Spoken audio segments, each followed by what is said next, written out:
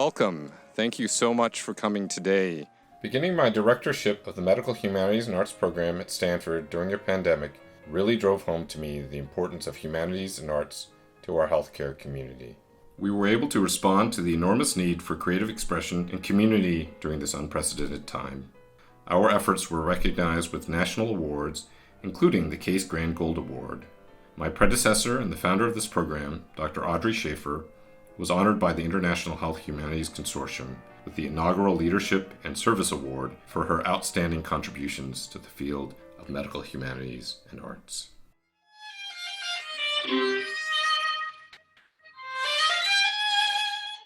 We started with the weekly Stuck at Home concert series at the beginning of Shelter in Place, perhaps the most uncertain time of all in the last 2 years. We had over 100 performers from the School of Medicine and the university, including Dean Lloyd Minor.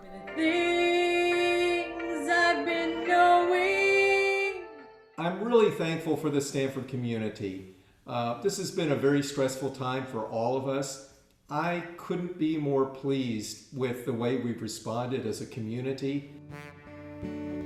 Medical school, we learn drugs and diseases, which illnesses come with the seasons. Then COVID came with a call. We watched down and locked the clock, and we stopped standing quite so near.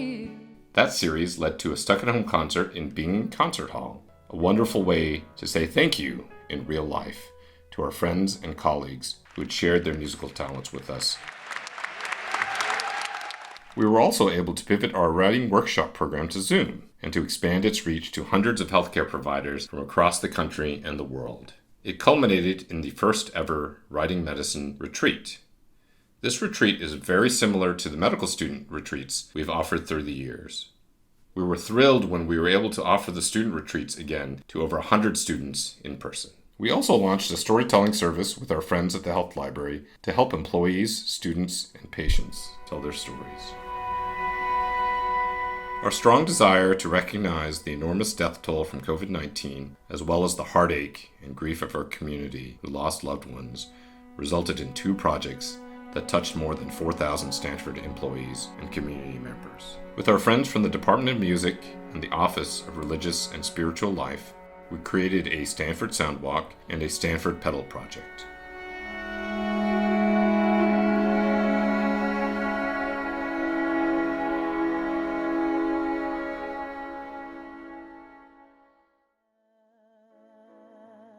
To celebrate the diversity of our community, we co-sponsored the Being Black in a White Coat and Addressing Asian and Pacific Islander Mental Health panels, the Black Brilliance Creative Arts Showcase, and the 20th Annual Medicine and the Muse Symposium.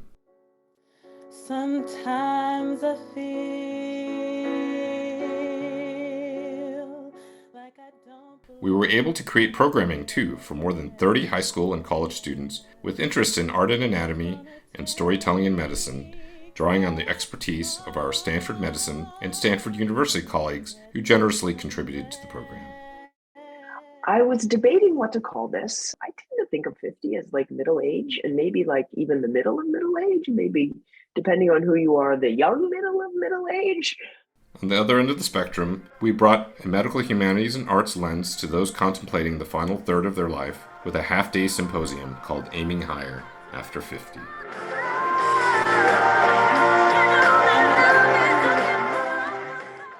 In our 6th year of sponsoring the Dr. Paul Kalanithi Writing Award, we had more than 300 entries from all over the globe, with our first place entry coming not far from home. Expressing vulnerability seems to call out love from others. And I have come to believe that vulnerability is what is lovable about each of us. So it is truly my deepest honor to share my poem with you.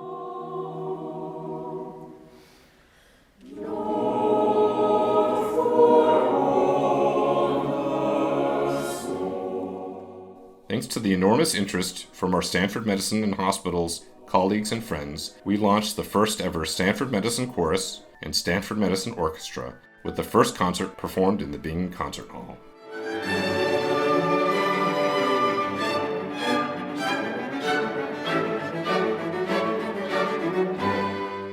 And thanks to the generous support of all of you, we have exciting plans for the coming year. We will launch the Dorothy Summers Visual Arts Prize, named in honor of the mother of the program's founder and longtime director, Dr. Audrey Schaefer.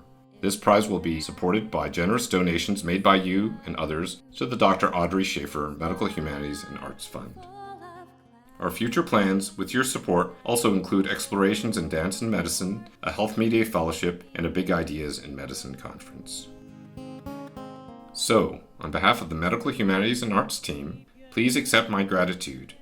I'm grateful to all of you who have made this creative community possible by participation, leadership, mentorship, and generosity of time, talent, and treasure. Together, we will continue to build a creative home for all in the Stanford School of Medicine community.